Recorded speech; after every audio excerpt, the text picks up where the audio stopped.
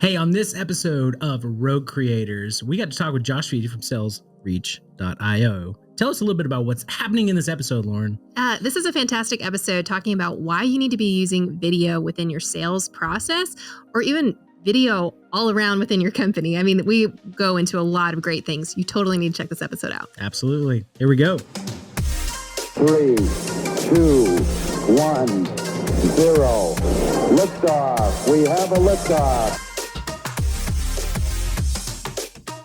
Welcome back to Rogue Creators, presented by Go RogueX. My name is Bryan Fittin. And I'm Loren Lewis. And this is the podcast dedicated to marketers and creators who are wanting to serve first and stand out from the crowd. Make sure that you subscribe every single week, YouTube, as well as Spotify, Apple Podcasts, to get all of the tools and resources you need to be the go-to name in your industry. Let's go.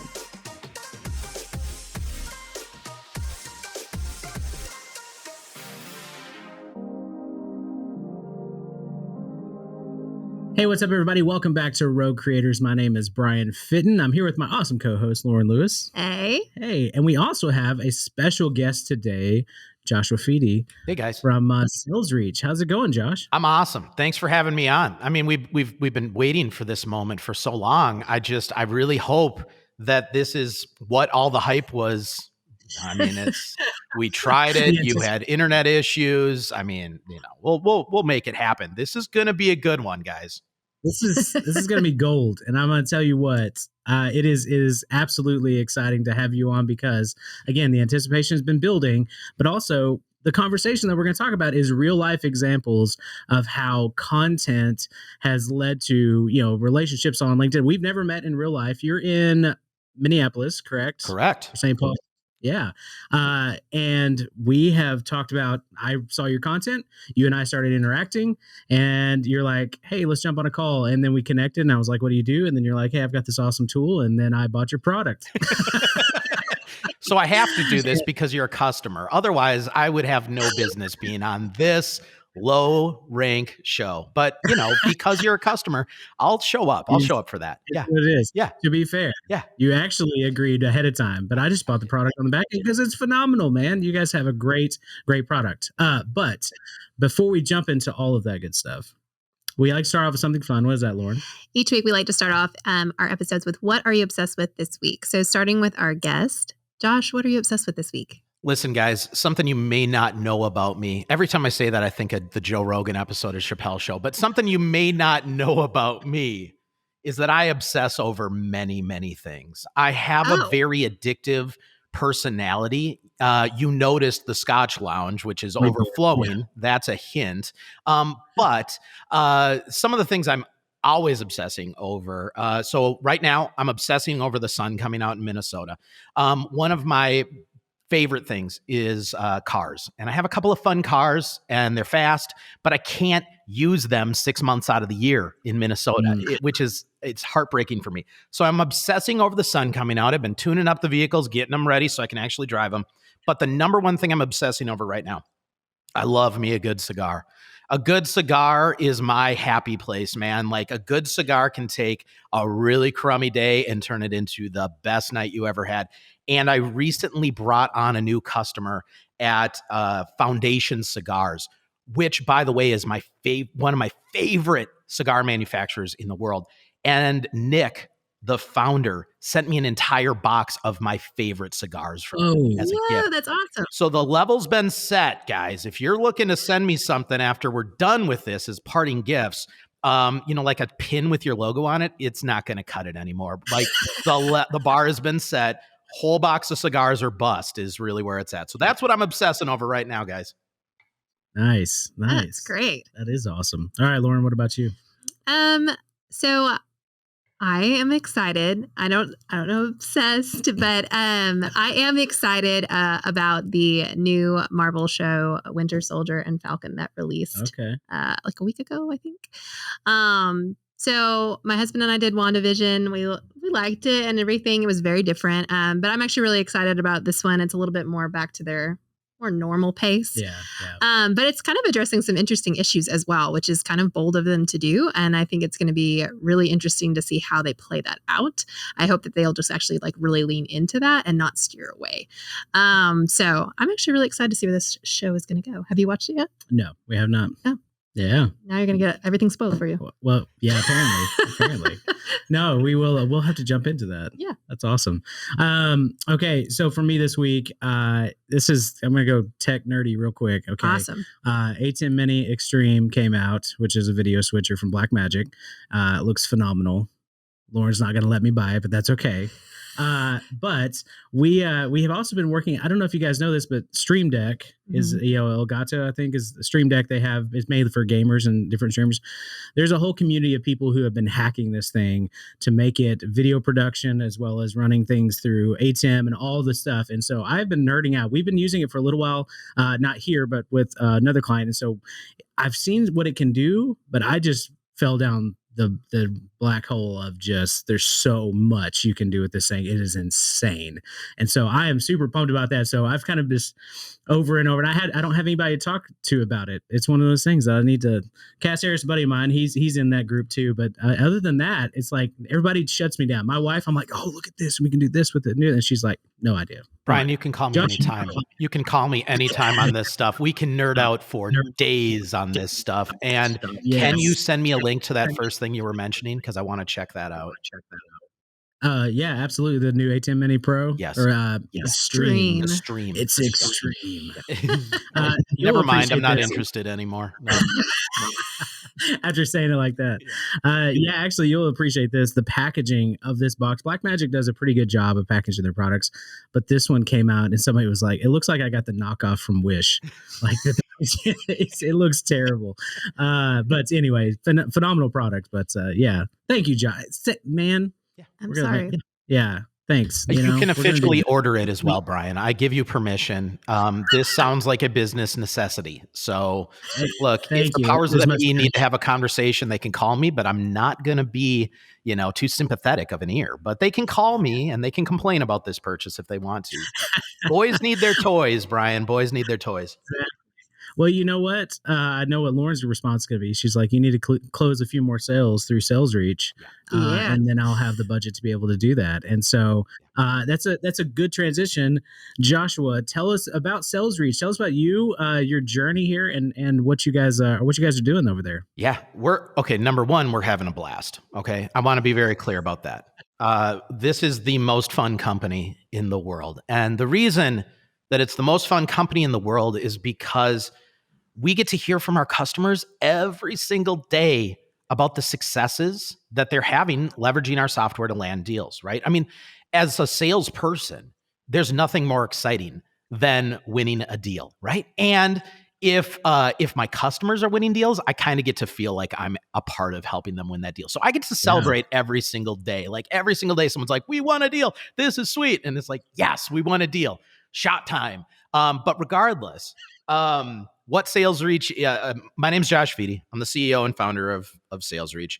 3.5 years ago, I decided that for some crazy reason, I wanted to start a second business. My first one didn't end so well. And so I never thought I wanted to start another business. But the idea was there and the gap in the market was just screaming at me. And I couldn't stop myself. I had to move forward. And what I was seeing 3.5 years ago, even 5 years ago, but what I was seeing was that there was this real challenge in specifically B2B sales, but some B2C sales as well, but specifically B2B sales, where as sellers, we were actually making it challenging for our buyers to make a decision and to move forward with a deal. And I started to kind of diagnose what was causing this challenge. And honestly, what it was marketing. Marketing was causing this challenge. And I don't say this in a mean way to marketing, but here's the deal.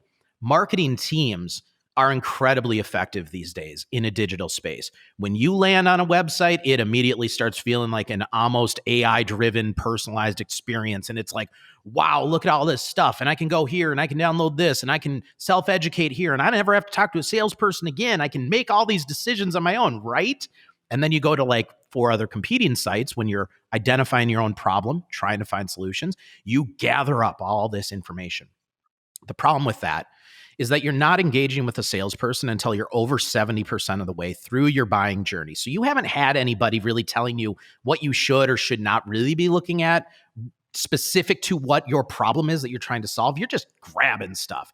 And then when you try to make a decision, what happens is you're confused. Gartner did an article about this recently. They said the number one challenge facing B2B sales is buyer confusion. And it's just because of this. They're gathering their own information. They're not being accompanied by someone in sales that can really be a strategist and help them more.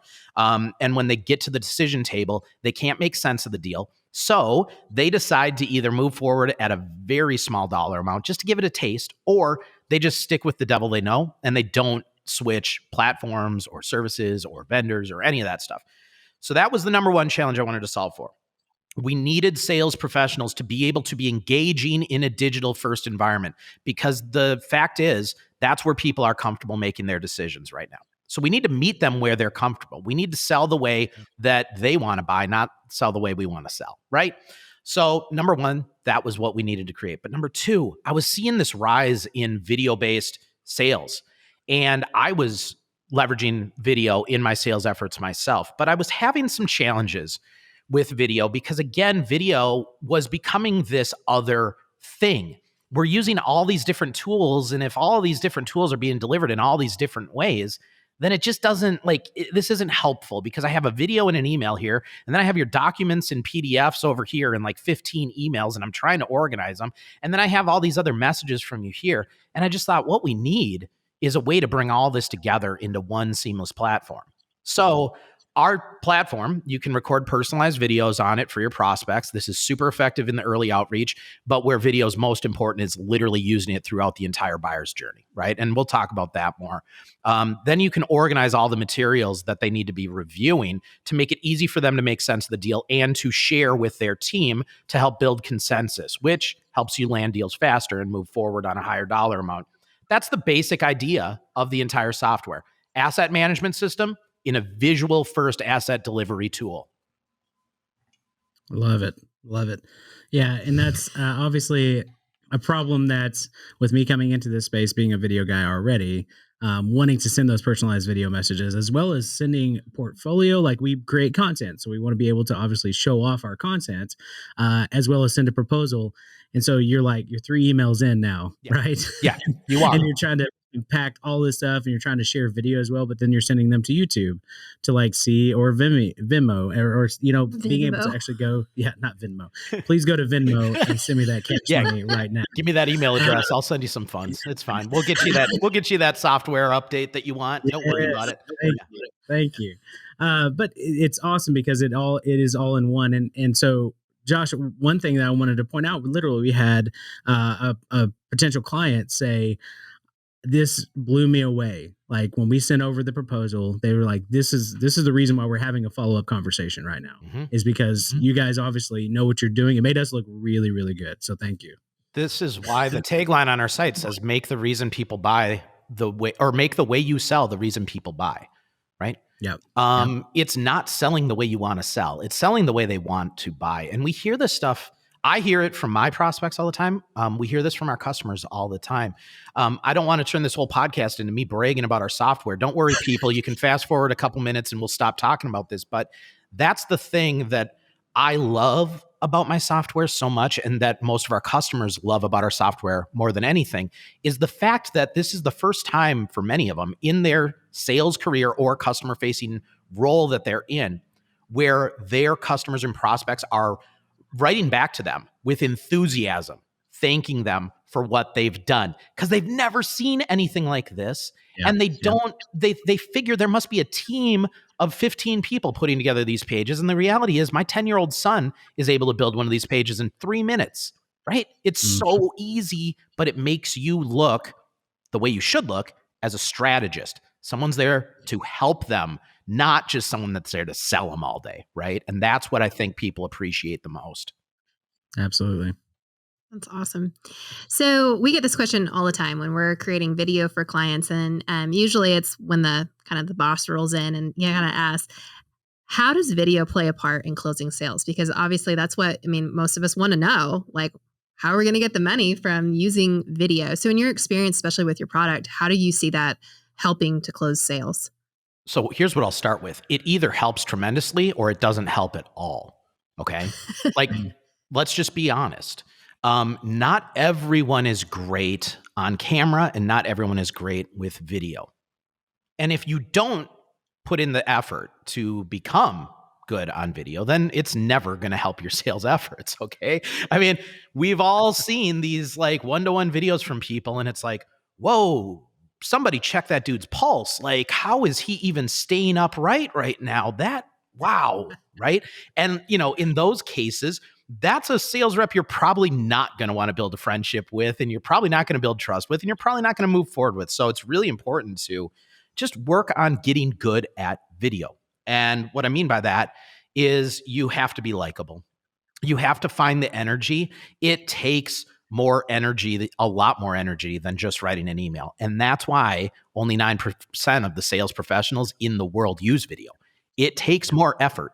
It takes more effort than a cold call, honestly, because you're on camera. If you flub up, they see your wheels spinning in your head trying to find the word. They don't see that when you're leaving a voice message. You just pause for a little and find the word, right? But on a video, you're like, ooh, I don't know what to say next.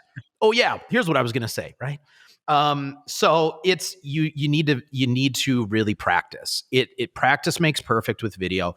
You have to just get started though. If you're not comfortable, if you don't feel comfortable making videos, I promise you, if you just start, you're going to find that it's a lot easier than you ever thought it was going to be. It really doesn't take that long. I think when I started using video in my sales effort, it took me about 20 personalized videos before I felt like, all right, I got this, right? The first 20, I looked like a news anchor. There was no value in it. Like, it wasn't me. I wasn't being myself. I was trying to talk all business professional, and that's not me. I'm not business professional. I haven't worn a suit in like 15 years, right?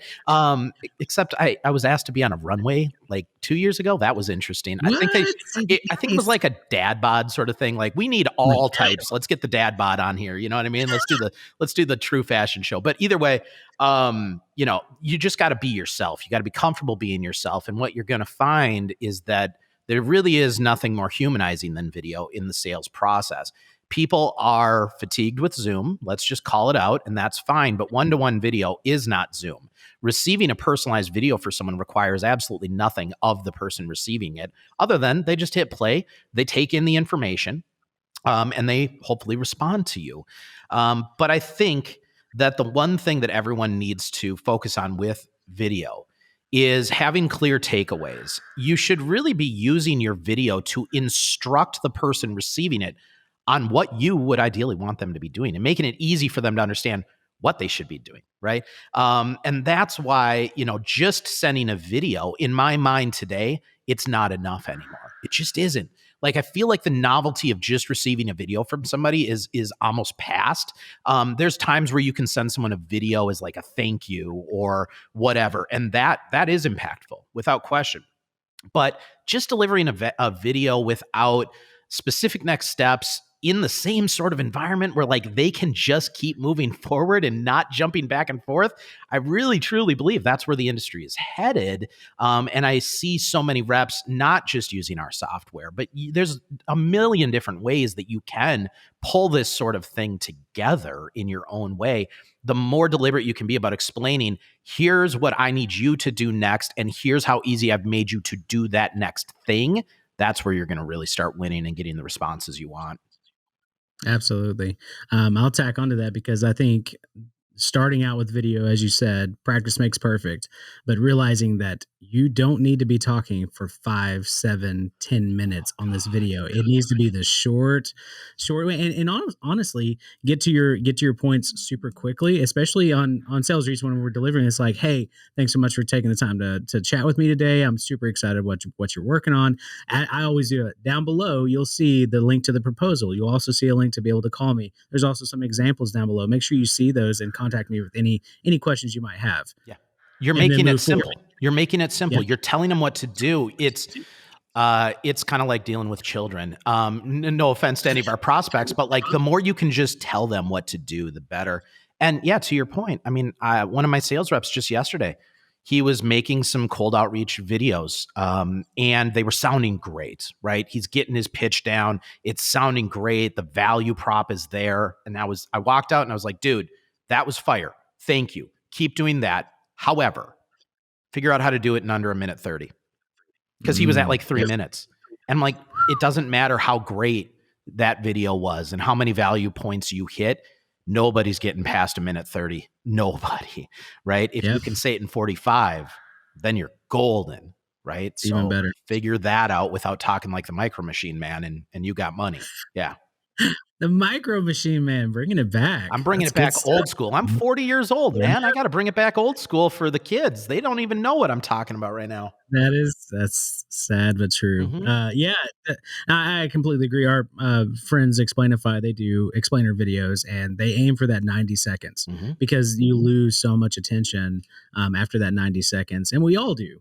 Even me watching back when I've recorded longer videos, I sit there and I'm like, man, when is this thing going to end? We're 19 minutes into this podcast. We've already lost 99% of our listeners. You know what I mean? Like, people have such a short attention span these days, and they won't dedicate the time to things. But listen, that's where I really love video and sales outreach. And again, like, I'm not just plugging my product. You can use any video. Just use video in your sales efforts. Whoever is listening to this, if you're not using video, stop it. Use video, right? Because video is so easy to consume. It's so easy to consume. You're not asking anything of this person that you're sending the video to other than to just listen. Open your ears, press play and listen. You don't need to read a big thing. I'm going to explain everything right here, and I'm going to make it easy for you, and then we're going to get to know each other. It's so easy. Absolutely. Love it. So, I mean, I think we've definitely established that video is important. And that's obviously something that's huge here at Go Rogue. We love video.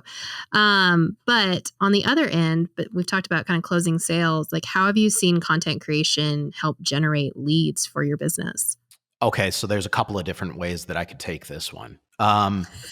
Because I mean, look, I can talk for days about anything, right? But there's a couple of different ways you could take this. Content creation, you could look at that through the sales professional themselves, right? So there's a lot of sales, I wouldn't say a lot. There's a handful of sales professionals that are doing an insanely great job on channels specifically like LinkedIn, producing content that is drumming up engagement and leads and helping them land deals, because it's helping build their credibility and their authority in the space. And that's what's building the trust.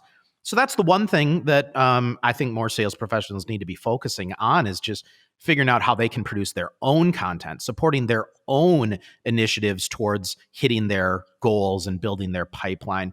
You can't expect marketing to do all the work for you. That's not fair anymore. And honestly, that's not really what marketing's there for. They're not there to fill your pipeline. They're there to build awareness, and then you got to take the ball from there. But if you can lend an assist in building the awareness, and then you can tie that awareness to you personally, then guess what? You specifically are the one that's going to be getting all those leads coming in. This isn't going to be a round robin game where your CRM is deciding what rep gets this lead today. This is going to be you getting it, because you're the name attached to the person that found the information that you put out that drove them there, right? So number one, that. But number two, the content thing that's really important right now that I think a lot of organizations are not putting enough effort into is this concept of a stage appropriate asset. Okay. Marketing focuses a lot on top of funnel information, the kind of information that causes somebody to, they've identified their need, and now they're able to find you because of that need through a Google search. They land on your website. Here's some documentation around this. That's top of funnel stuff, right? But once sales or whatever customer-facing team, I mean, this is really important in customer success as well, honestly. But once these other customer-facing teams are engaging with these prospects and customers, they need more help to keep bringing more value throughout the entire buyer's journey.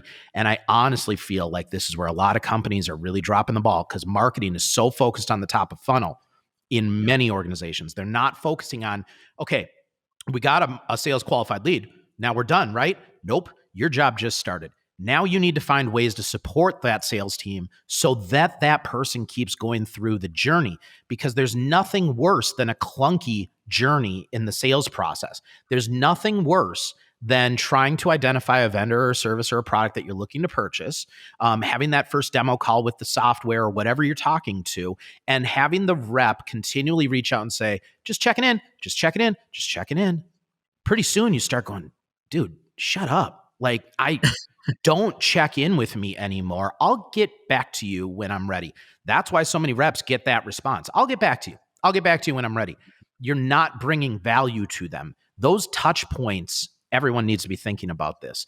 Those touch points need to be valuable. You need to be thinking, if I'm reaching out to this person right now, what else can I bring to the table that brings us back into the conversation?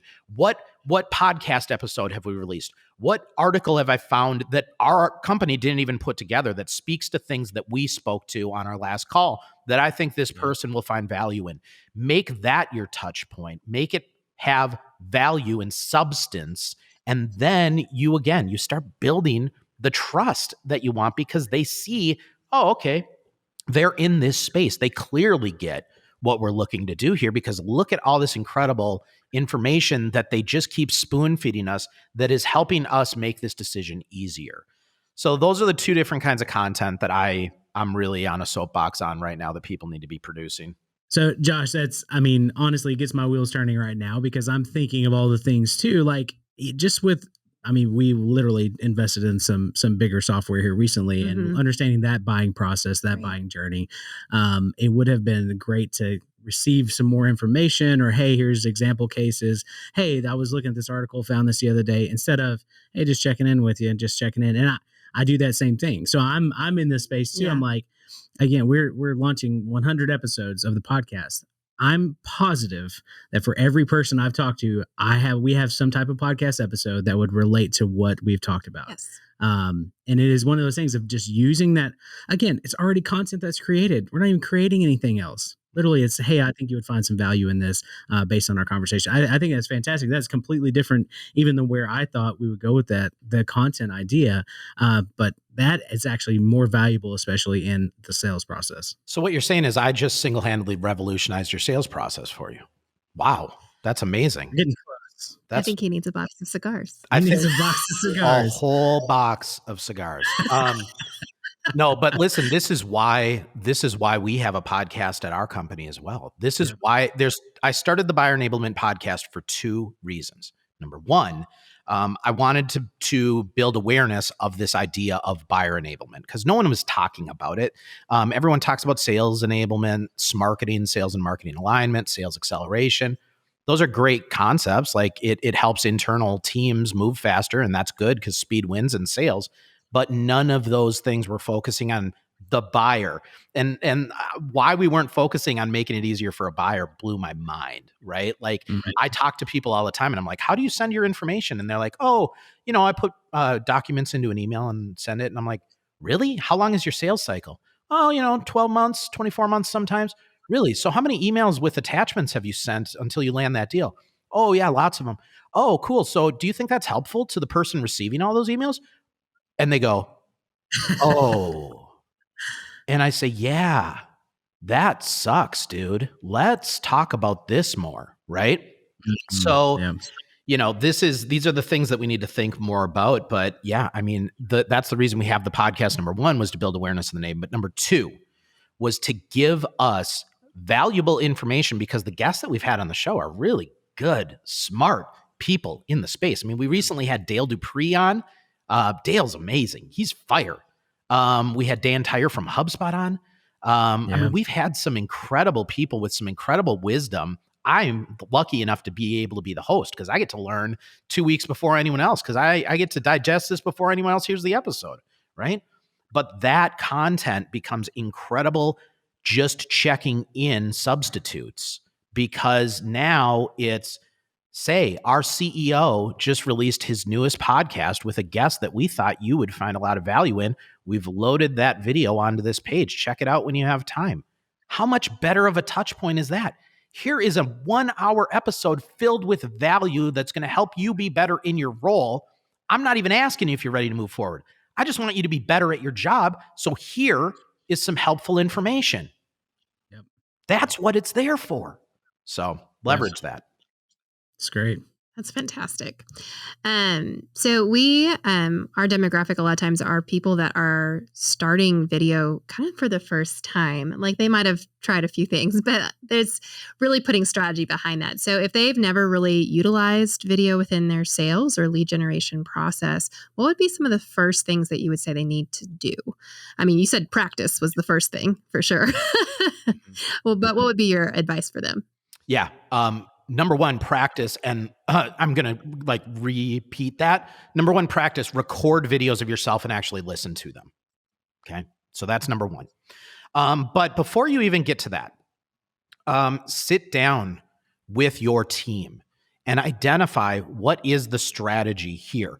I see a lot of people using video on an island right now because the people willing to use video in the sales team is a small percentage, and they're just willing to let them go rogue with, you like that? You like that product shout out? Yeah, you like that. It was cute. It was good. But they're just willing to let them go rogue. And hey, you're willing to do video, you crazy SOB, go do some video. Let's see what comes out of it, right? And there's really no guidance. They just let them do it. And the problem with that is it turns into what Gary Vee talks about all the time, fire your top salesperson. Well, why is he saying that? Because you can't repeat what the top salesperson is doing, because the top salesperson is doing things that don't scale. The top salesperson is doing things because that top salesperson should probably just own their own business, right? Mm-hmm. Because they are so different and they think differently and they do differently and no one else can follow in their footsteps, right? And video starts turning into that thing if you're not careful in helping to orchestrate the structure around how we're going to use video. It should be structured the same way that you put together your email automations. It should be structured in the same way that you put together your whole sales process. It should be structured so that people understand these are the confines we're staying in. These are the messages that we think are going to be effective, just like they would have been in a cold call or an email or ... right? If you can do that, if you can build a structure around it, then you can build a repeatable process. And once you can build a repeatable process, then those crazies that are willing to embrace video early on, the small percentage in your sales team, they lead, right, by example. Other people start seeing that they're always on the top of the leaderboard because they're the only ones using video. They're the only ones getting responses in the entire office. And pretty soon, everyone else starts going, oh yeah, okay, we got to start using video. How do you do those? Can we watch some of your videos? Yeah, this is the script that I've kind of stay around. These are the things that I say on the first outreach. These are the things I say on the second outreach. This is how I handle it on the third outreach. I hit them with a video on LinkedIn. Then I hit them with a video in a text. Then I hit them with a video in an email. Then I change the video after the first conversation to do this. Then I change the video. Then I put my presentation into a video because I'm a rock star, man. I hit record on Loom. My face is in the corner. I walk them through a pitch deck and I explain the whole thing, because this is the thing so many people are missing right now. There are some killer AEs in the world that used to make bank tons of money because they'd walk into a room, they had this presence, they would command respect, and they would land those deals, and they're sitting back going, whoa, what do I do in a fully digital environment for sales? And they're sending the same old pitch decks they used to, and guess what? There's like 3 words on each slide. Why? Because you used to be in the room narrating every slide. PowerPoints were never meant to be sent into the abyss and just allow your prospects to read them and make sense of them. They won't make sense of them. Hit record on a tool like Loom. Record your face right over it. Say, hey guys, welcome to the presentation, just like you're in the room. On this first slide, here's the agenda. I'm going to lay this out for you. We're going to go right into this piece right here. Here's what I want you to pay attention to on this slide. Here's why this is important to your business, because I understand your challenges. You said your challenge was this, this, and this. That's why we're going to employ this, this, and this. That's why these 3 logos are on this slide without any words. They're super important, so they're huge logos. But if I didn't tell you why they're here, you would just look at a slide with 3 logos and go, well, those are our logos, right? I mean, come on. It's ridiculous, right? Yeah. Yep. Yeah. We actually, Loom, I was going to bring it up before too, because Loom has been a phenomenal tool. We even use outside the box, but StreamYard for streaming. But there's a record only feature where you can do a full presentation. So we did recently launched an article about Instagram algorithms. And so I just went through that and showed examples, pulled up Instagram on my desktop, showed that in a slide, explained what it was, put myself in the corner. And it was really easy to do. It's just one of those things that there are tools out there that can help you connect with people, especially in this digital world. It's just getting people to move to that. But again, listen, you don't even need a tool for half this stuff. I screen record all the time. That costs me $0.00. I just do a screen record and I talk over the screen record, and then I upload that video and I share it with the customer. I mean, come on, right? I think that too many people, there's just excuses everywhere. You know what I mean? Like there's all these, well, I can't do that. I don't have Vidyard. And I can't do that. I don't have StreamYard. And I can't do that. I don't have Loom. Okay. Do you have a computer? Yeah. Do you know how to hit Shift Command 5? Oh, okay. What will that do? Well, it'll allow you to record your screen for free, and then you share it, right? I mean, like, stop with the excuses. Like, there's so many ways to do this stuff more effectively. It's not the tool, it's you. You just have to be willing to be more creative in your process. And lucky for most sales professionals and other people in a customer-facing role, being creative is something that a lot of highly successful people in that space are actually good at, right? So we just need to allow the creative part of our brain to look at things a little differently right now. And I think the second we start really truly thinking about what experience am I creating around this sale for my buyer, if we really think about that, that's when we start really truly refining our process and getting out of the things that we did 12 months ago that were successful that aren't anymore. Yeah, absolutely. Well, Josh, tell us, what is next for SalesReach? What's on the horizon for you guys? I mean, other than just like skyrocketing right past the moon. I mean, no, I'm kidding. I'm kidding. That was so arrogant. Well, I mean, you're an astronaut right now. I mean, it's all the subliminal messages that you're receiving right now. You know. Yeah. We have a list of 273 items that I want to get to in our roadmap. But what's next for SalesReach is that it will forever and always remain a very simple platform. It's actually a lot harder to build a simple technology than it is to build a hard technology. And what I mean by that is your Apple TV's back on, number one. But number two, what I mean by that is that when how many sales tools are out there? There's 7,000 sales tools out there, right? And many times it's marketing teams that do the initial vetting of these tools. And marketing teams are more technically proficient than most customer-facing teams. Let's just call a spade, right?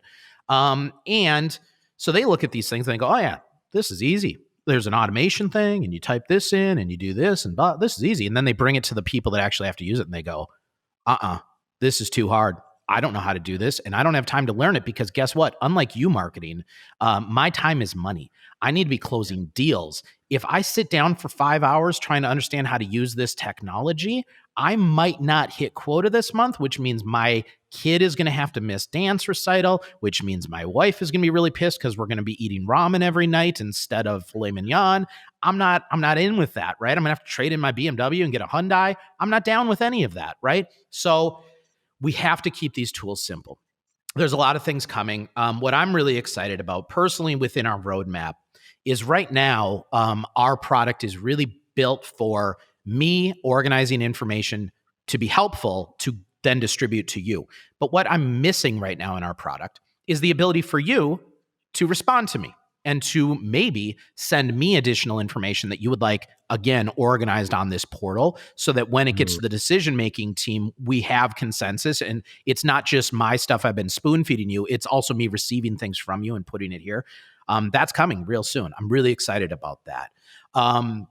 But beyond that, it's just finding ways to build out the 270 some things that I want to build out on this platform and keeping it simple, making sure that it never takes someone more than 5 minutes to make a page with the platform is job number one, because that is all the time that our audience has. So, yeah. Yeah, absolutely. And I just even myself using the product, it's easy to be able to templatize it as well. So building those out for specific clients and not having to go dig through all the stuff and put it all, it shouldn't take an hour to put all this stuff together, especially once you get your assets in line.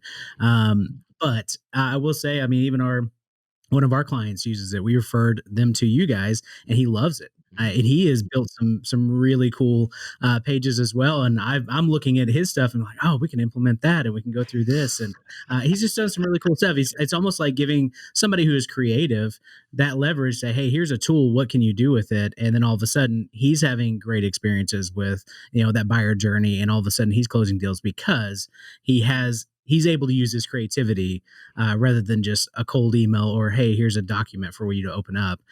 He's really leveraging that video, which he's already doing video podcasting. So it just kind of fits right in that vein with him. So the tool that was built, that's the baby step, right? You can use it for what it is off the shelf in just a sales sort of way. But when we learned what we actually built was when we got it out into the wild, and our customers started being creative and saying, well, we're already licensing this. Where else could we use this? And they figured it out. And they started coming back to me and saying things like, hey, do you know how good this is for onboarding and training? And I was like, what? Onboarding and training? I've never worked in that department. Tell me about that. And now I use it for my onboarding and training because my customers showed me how. Hey, do you know how good this is for customer success? We actually think this is more of a customer success tool than a sales tool. Really? Tell me why. What are the challenges customer success teams have? Whoa, that sounds a lot like the challenges salespeople have. Sounds like it'd be a great fit. But the really fun one the one I'm really excited about right now is the recruiting angle. We have a handful of customers that are using this for a very personalized recruiting experience to really pinpoint key top tier talent that they're trying to get into their organization and make a better experience around hiring them and onboarding them after the fact, because onboarding new hires is challenging in this digital way that we're living right now, right? So they're using it for that. But the thing that I love the most about the whole recruiting angle is when COVID first hit, there were a lot of people in the sales community that lost their jobs. There were a lot of people everywhere that lost their jobs, but specifically in like customer roles, there were a lot of people losing their jobs early on. And we launched a platform called SalesReach Hired. And we offered our product up 100% free to anyone that was trying to be more personal in their approach to hiring managers. And I was really sad to see the adoption rates of this, right? Because there were a lot of people that were signing up for this platform, and they were really desperate. I need to get a job. I need to get a job. Okay, well, here's a free platform. Here's how you use it. Go get them. And the adoption rates of it were so low at first, right? And it took us a lot of time to get all these people set up. And it was just like, come on, I'm giving you free software, giving you free training. I'm not expecting anything from you. And you're not even going to use this. And you're just going to sit there and not find a job. But now we still do that for certain individuals that we come across that reach out to us. And they are the ones that are motivated to actually use the platform. And we get them going on it, again, 100% free. Use it in your job search. And I'm not kidding, man. Some of these hiring managers are like, hey, this isn't the proper channel. You can't send this directly to me. But at the same time, it's like, but this was really effective. So please make sure you do put your resume through the proper channels, right? Yeah. Wink, wink. Yeah. I love that. So that's what I'm really excited about with the recruiting space, is actually people finding jobs using our platform. It's the same process as selling. You're selling yourself, right? So a lot of different ways to use it. Just got to flex your creativity muscle a little bit. So somebody's interested now and wanting to obviously get this, they're going to get, a huge referral credit from Go Rogue for recommending SalesReach. We're teeing this up, but no. Where can people find out more information and also connect with you? You have a huge presence on LinkedIn. I always enjoy seeing your posts come up. People engage with it all the time. It's good value. But where can they can connect with you? Sure. Yeah. I mean, best place to connect with me specifically would be on LinkedIn. And if you do connect with me on LinkedIn, please mention this podcast. That'd be awesome. Then I kind of know where you're coming from, because I try to keep my LinkedIn connections pretty tight. I try to keep the spammers out of there because I'm really sick of people trying to help me grow my financial wealth or trying to help me get through these unprecedented times. My God, don't use that word anymore, people. Don't use it. No, don't use that word anymore. It's too late. But if you're interested in learning more about our software specifically, you can go to salesreach.io and you can book a demo right off of there. We will send you some information after you book a demo so that you can learn a little bit more about the software as well. And then we can just kind of walk you through it. And if it's a fit, great. And if it's not, that's fine. We like meeting cool people. So, just reach out to us. But yeah, those are the two main ways. Awesome. Joshua, thanks so much for being on the show. Finally. It's not my fault, dude. It's not me. This is all on you. It's fine. Yeah. Oh man. Oh, it has been so good though. We really do appreciate it. And next time we're up in Minneapolis, we'll hang out, drink some scotch, smoke some cigars, something like that. You are welcome. You are both welcome. Yes. Oh, thanks. Even the producer, even the guy sitting on the chair in the other room, he is welcome. He's excited. Yep. He's excited. That's awesome. Well, hey, thanks so much. Everything that you guys need will be at roguecreators.club. You guys can see all the links and everything that we've talked about here and connect with Josh over there as well. And so thank you guys so much for tuning in. Until next week, we'll see you then. Thanks.